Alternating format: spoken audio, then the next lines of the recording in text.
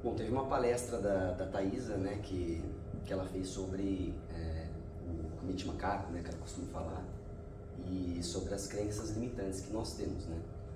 E nessa palestra foi o gatilho, né, que me deu para resolver fazer a palestra. Então eu já tinha essa vontade, já venho estudando, me preparando, e nesse dia ela falou que o que nos limita, né, a fazermos coisas grandes, a fazermos as coisas que nós temos vontade, é realmente as crenças limitantes que nós colocamos na nossa cabeça.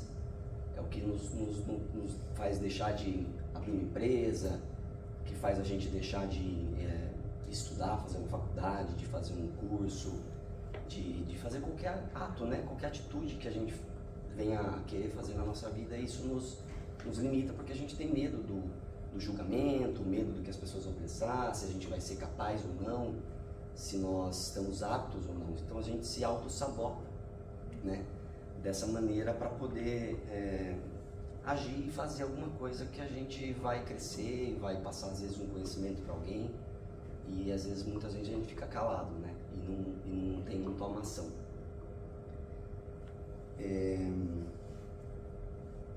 E também a nossa mente controla muito a forma, né, como nós lidamos com os problemas diários, né, a maneira como a gente lida com a rotina, o cotidiano, o dia a dia, os problemas que nós temos no trânsito, quando está vindo para cá, no trabalho, na família, nas relações com as pessoas. E se a gente realmente tivesse a capacidade de quebrar essas barreiras, pensem como seria bom, né, o mundo, se todo mundo desse 100% de si, do seu potencial, e pudesse passar um pouco de tudo que a gente tem, porque vocês sabem que o cérebro da gente a gente usa muito pouco, né, sei lá, 10, 15%, 20% do que realmente a gente tem a capacidade de usar no nosso cérebro.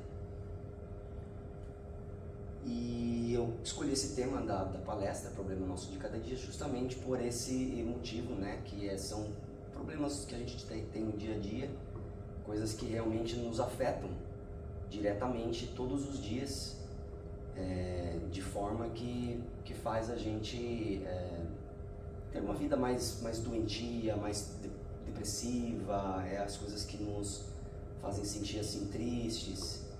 Então eu queria abordar um pouquinho mais sobre esse assunto. Então, o problema nosso de cada dia, e agora o que fazer? Então preparei aqui alguns passos. Então o primeiro passo é a gente identificar o problema que a gente está sofrendo. Então a primeira coisa que a gente tem que fazer é identificar o que está acontecendo, parar para analisar o que está de errado na nossa vida. Por exemplo, no trânsito, você sai de casa, vai trabalhar. Primeira coisa, você acordou num bom dia, fez uma prece, tranquilo, Deus né, faz com que eu tenha um dia bom, tal, tranquilo. Primeira coisa, você sai de casa, alguém te fecha na esquina de casa. Pronto, já acabou o dia. Você já xinga, já fala ali com a pessoa tudo que você tinha que falar. Às vezes você está num dia mais estressado, você já até mostra um dedo do meio ali, fala um palavrão, xinga, e já começou aí, já acabou o seu dia. E às vezes no trabalho, você chegou no trabalho, chegou lá, discutiu com uma pessoa, com alguém que você já não gosta muito, assim, não bate as ideias, e aí às vezes, né, a gente precisa analisar se a gente foi rude com aquela pessoa, às vezes a pessoa foi, né, comentar alguma coisa, às vezes na intenção de uma maldade, ou às vezes não, e aí você foi de forma abrupta, grosseira, né, e respondeu ali de forma que não deveria. Então, a gente precisa tentar, quando a gente sai do trabalho, né, no caminho de volta para casa, parar para pensar e refletir sobre, fazer uma retrospectiva de como foi o dia, né, se eu faltei com alguém, com alguma coisa, com alguma palavra, se eu ofendi alguém. Então a gente precisa começar, a primeira coisa, a identificar esses problemas para saber aonde que a gente está pecando, onde que a gente está falhando. E aí eu coloquei também as relações, né? As relações assim com parentes, com pai, mãe, com filho, com esposa, com marido. E muitas vezes a gente não tem paciência, muitos de nós, né? Nós que imigramos para os Estados Unidos, muitos de nós estamos longe da família, né? E às vezes a gente passa isso no dia a dia, né? Às vezes você pega pai e mãe, não sabe mexer num celular, alguma coisa. Às vezes você está num dia tão corrido, tão problemático, aí sua mãe manda uma mensagem para você: ai filha, tô com um problema aqui na impressora. E aí às vezes você fala: pô mãe, mas eu tô aqui tão na correria, você veio me trazer um problema de uma impressora, ou que não está conseguindo mexer no celular, alguma coisa, e às vezes acaba ofendendo pai e mãe, deixando de ajudar, de agir com carinho, né, de uma forma amorosa, e de honrar mesmo, que às vezes a gente só entende, né, quando a gente tem filhos, é que a gente passa a entender o sacrifício que os nossos pais fizeram por nós. Enquanto você não tem filho, você não vê. Você vê o pai como um chato, como, né, pai e mãe como chato, você fala demais, você, né, pega no meu pé demais. A vida não é assim. A gente acha que tem razão. E é só realmente quando a gente tem filho que a gente vê o sacrifício que é, né, que a gente, como pais, temos que fazer pelos filhos. E temos outra parte aqui da relação das doenças, né? A gente precisa identificar os problemas que são doenças que vêm na nossa vida, doenças de nascença, né? A pessoa que pode ter nascido ali sem um braço, sem uma perna, ou com alguma paralisia, uma deficiência cerebral, ou alguma doença mesmo que venha a ocorrer através de um acidente, ou doenças degenerativas. E temos também a parte do luto, né? Que a pessoa perdeu um parente, está passando por aquele problema, a gente precisa identificar se esse problema está afetando o dia a dia, porque o luto, ele é necessário, mas ele dura de 2 a 3 meses, e aí a pessoa tem que voltar, para ser saudável, a pessoa tem que voltar à atividade normal. E muitas vezes... Mas isso não está escrito, porque tem gente que demora. Eu acho que o luto vai muito de pessoa para pessoa. Assim, tem gente que 2, 3 meses, mas tem pessoas que demoram 1 ano, continuam com a vida normal. Então, não é uma regra, tá? É uma coisa assim que eu digo, mas assim, de uma forma saudável. Não é o luto que eu digo, não é a questão de você não esquecer a pessoa. Isso nunca vai acontecer. Isso nunca vai acontecer. Você nunca vai viver, eu acredito, de uma forma normal. Porque não tem jeito. Principalmente se você perde um filho, por exemplo. A pessoa que perdeu um filho, ela, né, por empatia, só de imaginar a situação, é um sofrimento muito grande.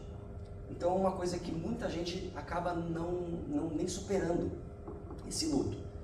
Então é mais na questão assim de que a pessoa ela vai chorar muito, vai sofrer muito, às vezes ela não vai conseguir trabalhar, ela não vai conseguir sair de casa por um bom tempo.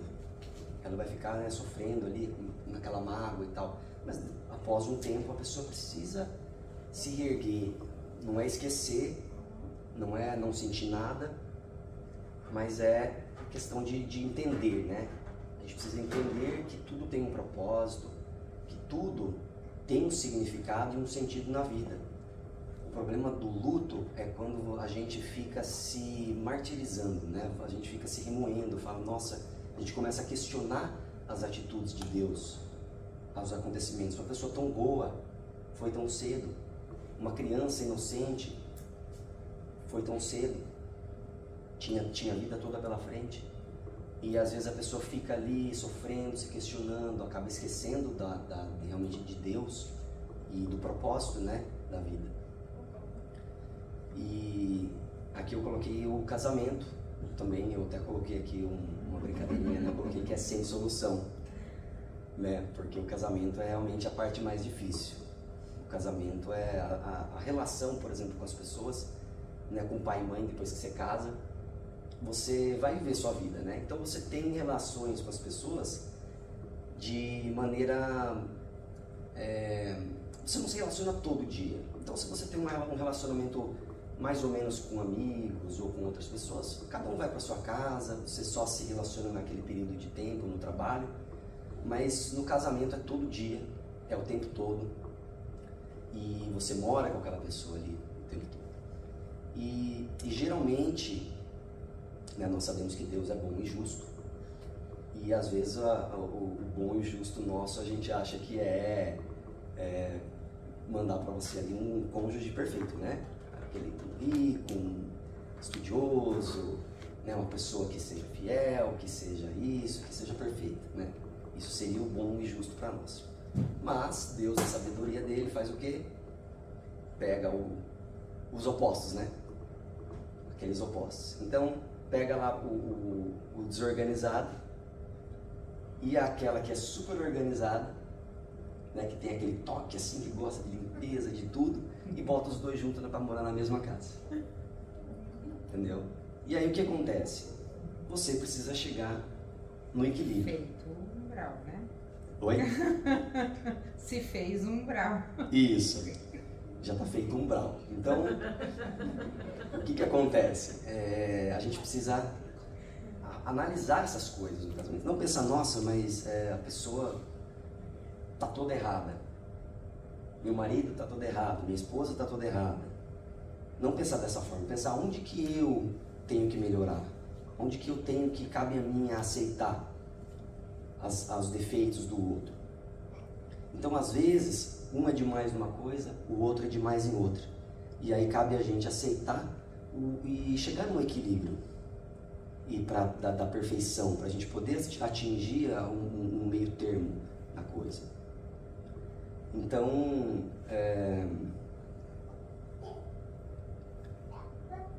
a gente precisa ter essa empatia um com o outro, essa compaixão, esse comprometimento no casamento, nas relações, e muita paciência, muito amor. E eu coloquei outros, eu não sei se alguém tem alguma sugestão de outros tipos de problema que eu não tenho falado. Assim, com o casamento, né? Meu marido é perfeito. Só para mostrar e ficar documentado. Com o casamento vem os filhos. E eu na prática a teoria é outra, tá? Mas a minha teoria é que são pessoas diferentes, muito diferentes muitas vezes, que se encontram, têm personalidades diferentes, educações diferentes, se encontram, tentam conviver e tentam educar os seus filhos de uma forma equilibrada, que é muito difícil, porque como são personalidades diferentes, criações diferentes, tudo diferente, esse equilíbrio às vezes vê um conflito. E realmente casamento é uma coisa, deveria ser algo muito fácil, porque as pessoas têm o livre-arbítrio e casam por livre, espontânea vontade, na grande maioria das vezes, ó. E a gente complica, né? É difícil. E a gente, eu falo por mim, meu marido, como eu já disse, é perfeito. É assim, mas ele é perfeito, porque eu sou espírito. Eu sou perfeito, ela é meu livre-arbítrio. Mas é isso, a gente tem essa consciência de que estamos juntos porque o casamento está junto porque quer, e ainda assim a gente inventa um conflito, né, para poder tirar aquela harmonia do lar. Tudo parece ser tão Você fácil. que pega no pé dele? Muito. Então eu vou te falar uma coisa, ele que tá errado, viu? Não, mas... Não, é brincadeira, vamos lá. O que acontece é o seguinte... A gente vai conversar lá fora. O que acontece é o seguinte, precisa haver aí a gente precisa do lado, cada um precisa analisar os problemas. Às vezes você pega muito no pé dele e às vezes ele é mais tranquilão. Mas aí precisa ter uma análise da outra parte, de falar assim, pô, onde que eu posso melhorar para poder equilibrar essa balança? Será que, porque se alguma coisa incomoda a você, cabe ao outro analisar e pensar assim, pô, tem alguma coisa que eu posso fazer para agradar, uma conversa, uma atitude. Às vezes o outro é muito sobre nós, não é sobre o outro. Exatamente. A grande maioria das vezes é sobre nós, porque eu posso te ver, eu te vejo com o meu olhar. Uhum. E acredito que quando a gente casa, é uma aceitação, um equilíbrio, um convívio, e isso tudo vai se misturando para chegar a um denominador comum. Cada um foi criado de uma forma diferente, né? E eu tenho um exemplo em casa também, assim, né? Por exemplo, a família da minha esposa tem um perfil, vamos dizer, financeiro ali de poupar mais, certo? Minha família já tem o perfil de gastar mais. Ah, eu sei. Não poupa nada, Então vai só fazendo na loucura. Fala, pra gente ter fazendo mesmo. É dívida. Você vai lá, você compra o carro, depois você se vira pra pagar. Só se vive uma vez.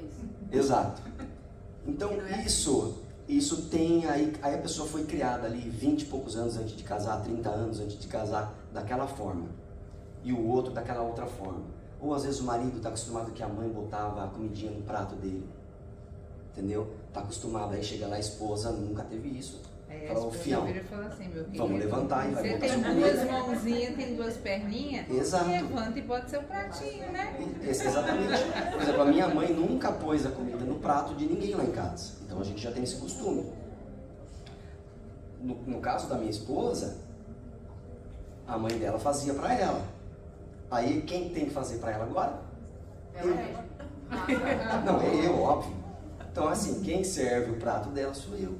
Então, não é brincadeira, não é assim não. Mas às vezes a gente faz um agrado ali, faz a comida, a janta e tal. Então assim, tem que ter um equilíbrio. E vem com o tempo. Exatamente. Então no começo é sempre, os primeiros anos são muito difíceis, sempre tem aquilo ali.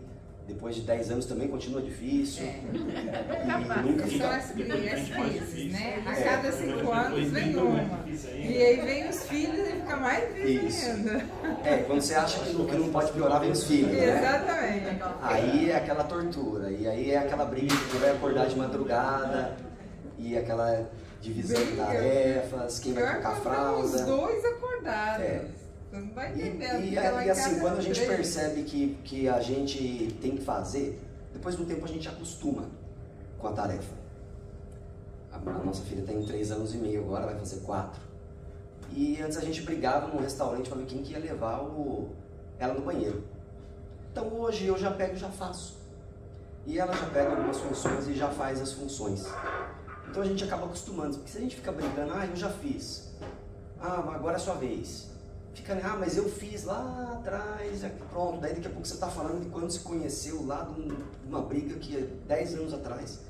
Aí você já está se ofendendo, já está brigando, já está xingando.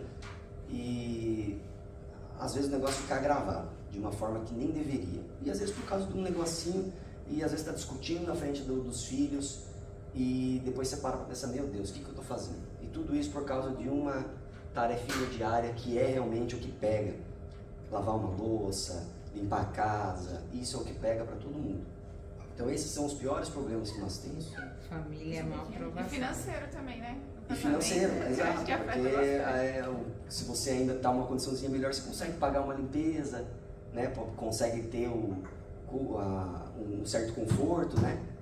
E se você passa apertado, tudo é difícil, você não consegue sair para comer, não tem um planejamento, não tem nada, então isso acarreta muita briga.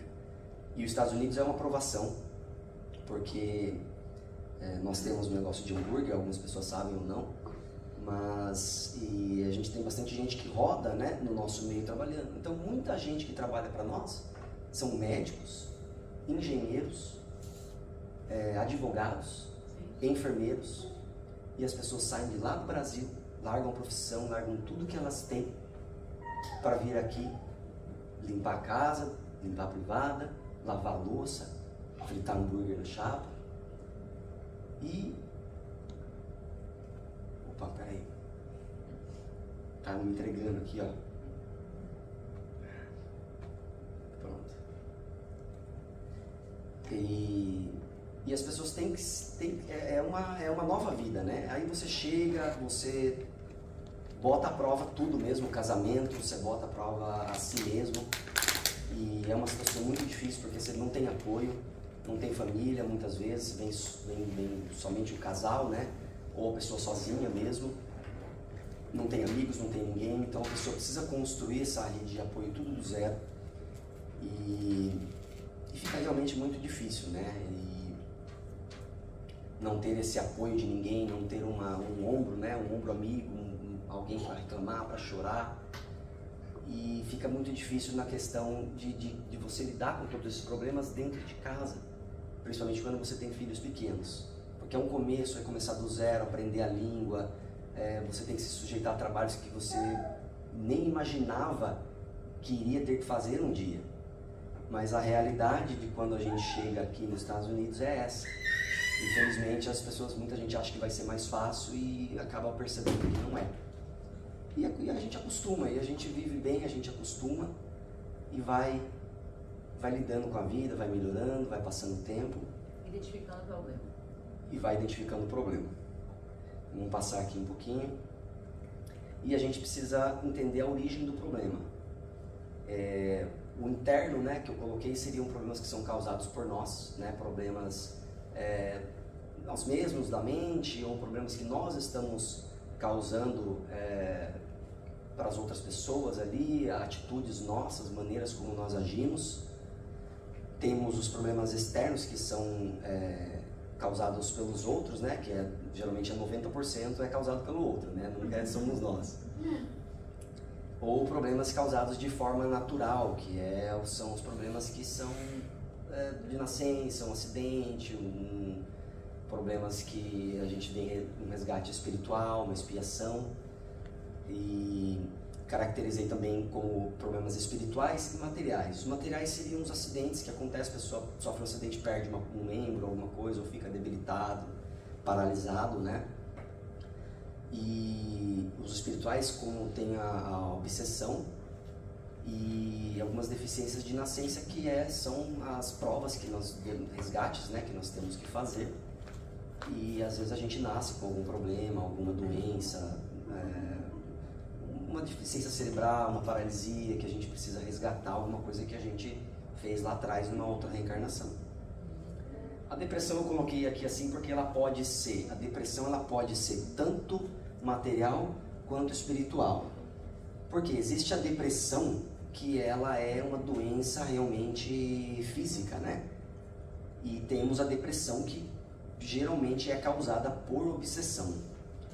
Então, por isso que é importante a pessoa que está sofrendo por uma depressão, ela procurar uma igreja, um centro espírita, e ela fazer um tratamento espiritual em conjunto com o médico, né?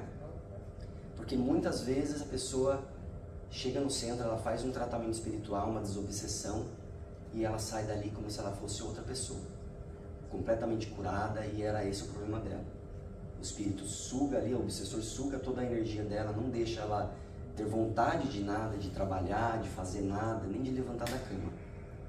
E muitas vezes é realmente só um obsessor que está ali com aquela pessoa, e o tratamento espiritual acaba resolvendo esse problema em 100%. Ação e correção. Para a gente corrigir esses problemas na nossa vida, a primeira coisa é tomar decisão. Então, a primeira coisa, a gente precisa sentir dentro de nós que nós precisamos mudar. Fala, pô, eu preciso melhorar, quero melhorar. Seja no nosso interior, seja melhorar financeiramente, melhorar fisicamente, a gente precisa melhorar. Tomar uma atitude de ir lá fazer uma academia, tomar atitude de investir numa empresa, investir num currículo, num curso, alguma coisa que você está pensando em fazer. Sempre agir e tomar essa atitude de realmente fazer alguma coisa. A segunda coisa muito importante é a disciplina, né? Nós precisamos ter essa disciplina. Não adianta você falar, vou começar a dieta segunda-feira. Na sexta você já está lá comendo uma pizza, comendo um lanche, daí fala, ai meu Deus do céu, não, na segunda-feira sem falta. Toda segunda-feira está começando uma dieta nova. Então a gente precisa ter essa disciplina mesmo nas ações, no pensar, em tudo. E aí eu separei, trouxe um texto que eu achei na internet aqui, um estudozinho, e coloquei disciplina no pensar. Aí nós devemos nos perguntar, né? Eu vigio a qualidade dos meus pensamentos? Com que frequência minha mente se sintoniza com o bom, belo, positivo, agradável e otimista? Ou frequentemente estou ruminando pensamentos de rancor, negatividade, pessimismo e inveja? Estou preocupando minha mente com situações e expectativas para o futuro e que estão fora do meu controle, gerando ansiedade? Ou meus pensamentos vivem a remoer situações do passado que já passaram e não há como alterá-las, provocando estado de depressão? Lembre-se da frase de Chico Xavier: embora ninguém possa voltar atrás e fazer um novo começo, qualquer um pode começar agora a fazer um novo fim. Então a gente precisa ter disciplina no pensar, parar de ficar remoendo os problemas do passado, pensar, pô, eu tô olhando o outro fazer alguma coisa ali que eu não concordo, eu tô pensando, nossa, aquela pessoa ali pensando mal, às vezes xingando mentalmente alguma coisa, quantas vezes a gente, né, pensa coisas boas ao longo do dia, a gente pensa, vai dar certo, não, pô, legal, e a gente é otimista. Então a gente precisa ter essa disciplina no pensar. A disciplina, como eu estava falando, disciplina com o corpo físico. Qual tem sido a sua atenção à saúde física e mental, que é aquela única casa que você tem para habitar durante essa encarnação? O corpo material não funciona separado da alma, ele é um instrumento de manifestação do espírito encarnado, um depende do outro, portanto é preciso cuidar de ambos. O cuidado com o corpo é abrangente e vai desde o cuidado com os alimentos e bebidas que ingerimos, a carga de trabalho que impomos ao corpo e à mente, dependendo da natureza de nossa ocupação. Se proporcionamos o descanso devido e como cuidamos, vigiamos as vibrações que emanam da qualidade dos nossos pensamentos. Então, como foi dito aqui, corpo físico e alma dependem um do outro. Tanto que a mediunidade, né, os tratamentos espirituais dependem de um corpo físico, do médium, para que seja feito o resgate espiritual de espíritos, né, que estão vagando, sofrendo. Então é necessário essa energia física para poder ligar ao espiritual. É o que a gente Então, chama de choque anímico. Choque anímico. Aí pronto, já trouxemos uma informação boa aqui. Então a gente precisa estar unificado, né? Precisa trabalhar em conjunto. Então não adianta nada a pessoa trabalhar, tá com o corpo doente, debilitado, tá se sentindo mal, ela não vai conseguir fazer. Tanto que assim, a pessoa que quer desenvolver a mediunidade, ela precisa... O que a pessoa faz quando ela quer se conectar mais, meditar? Faz jejum, precisa ficar sem comer, precisa melhorar as qualidades. Se vocês verem no livro dos médiuns mesmo, e outras, tipo, por exemplo, Divaldo, os estudos que eles passam conforme a mediunidade, a alimentação influencia muito na conexão que a gente vai fazer com a espiritualidade. Então a gente precisa estar com saúde, precisa se sentir bem, precisa ter esse equilíbrio entre o corpo e a mente para a gente estar realmente 100%.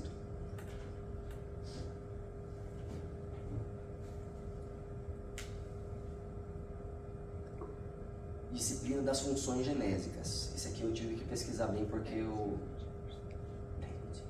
falei demais, então vou dar uma adiantada. Esse aqui eu tive que dar uma pesquisada porque eu não sabia nem o que era funções genésicas. Então, funções genésicas nada mais é do que são as atitudes, a parte sexual, né? Que a gente precisa ter essa disciplina também.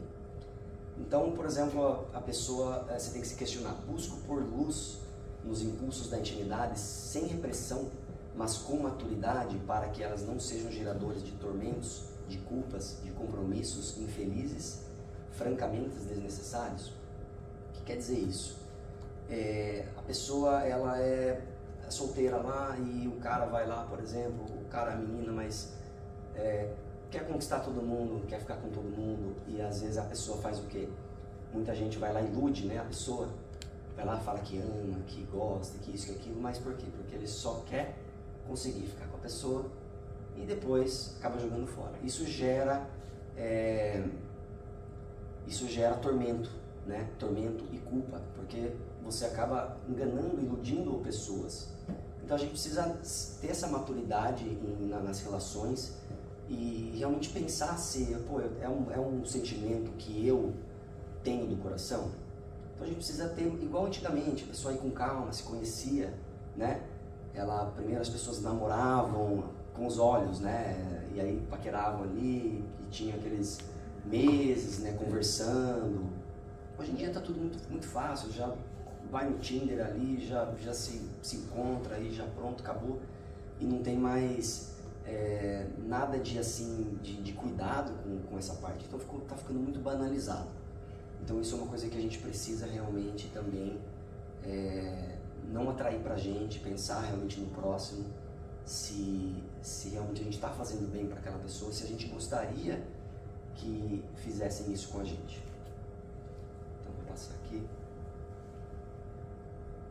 Disciplina nas atitudes. No relacionamento pessoal, eu espalho fraternidade, exercitando o desapego, respeitando as diferenças alheias.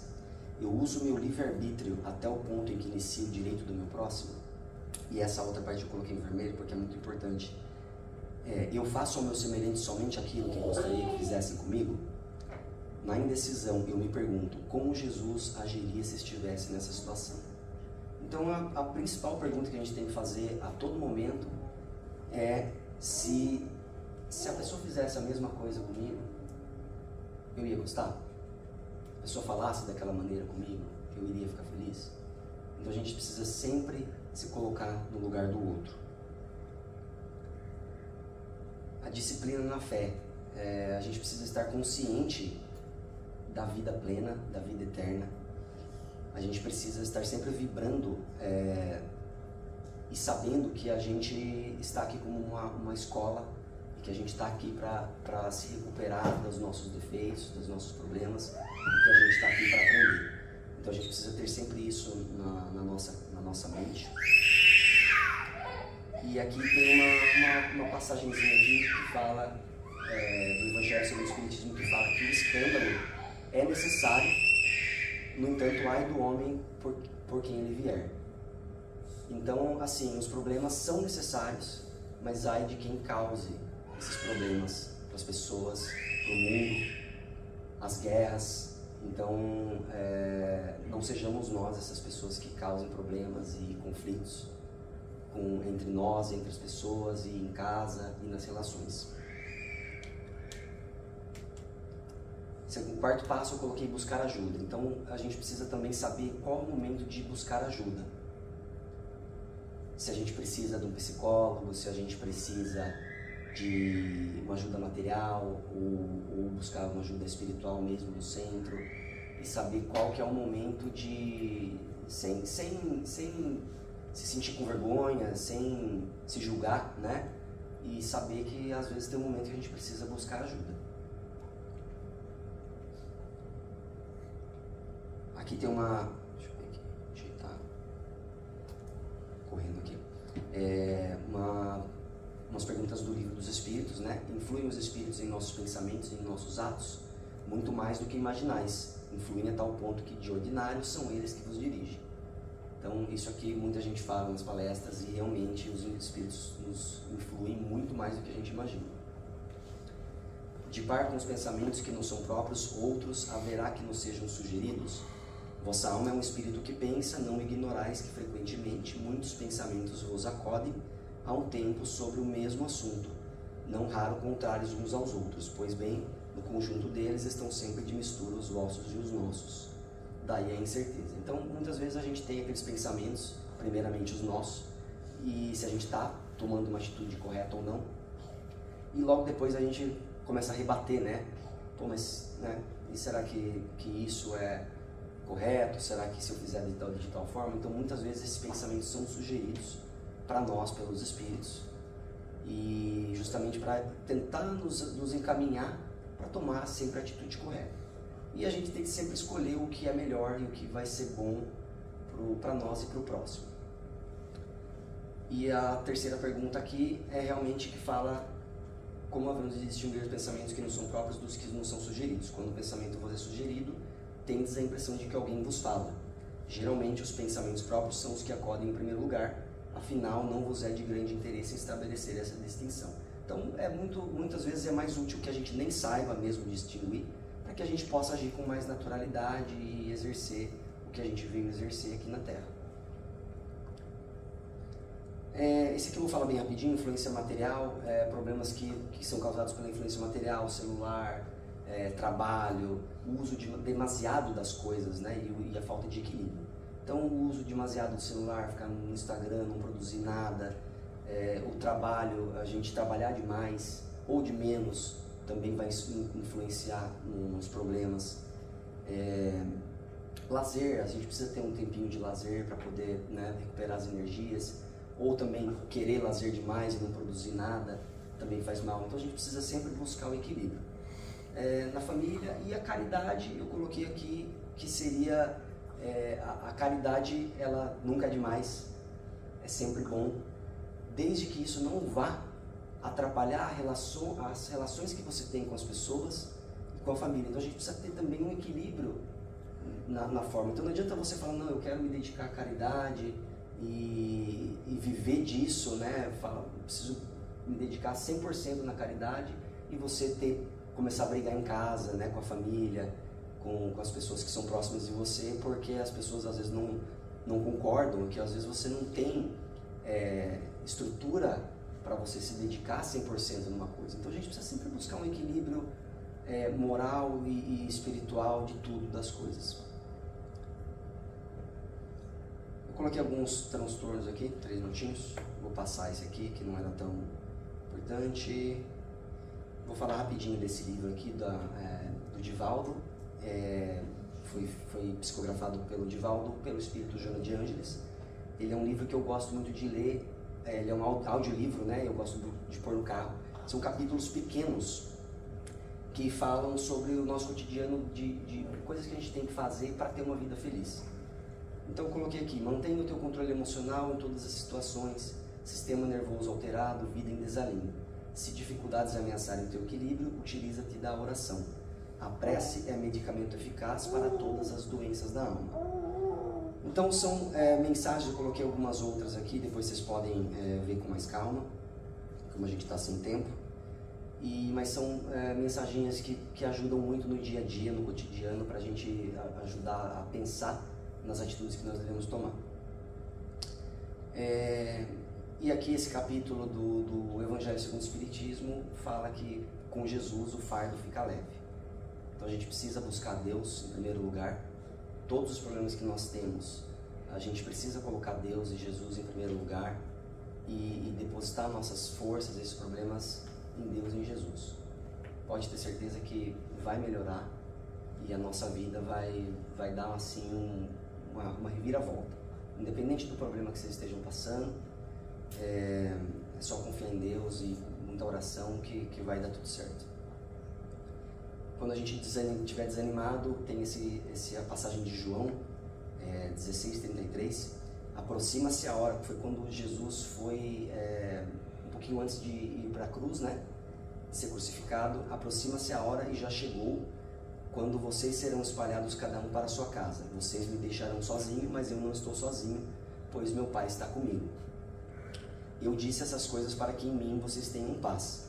Neste mundo vocês terão aflições, contudo tenham ânimo, eu venci o mundo. Então eu já vou encerrar por aqui. Algumas coisinhas eu tinha colocado a mais aqui, mas fica para uma próxima. E eu acho que essa passagem aqui encerra bem o que eu queria passar, né? A gente precisa analisar os problemas, não desanimar, confiar que em Deus, em Jesus, a gente vai achar a resposta para tudo que a gente está buscando. Tá bom? Boa noite, gente. Obrigado.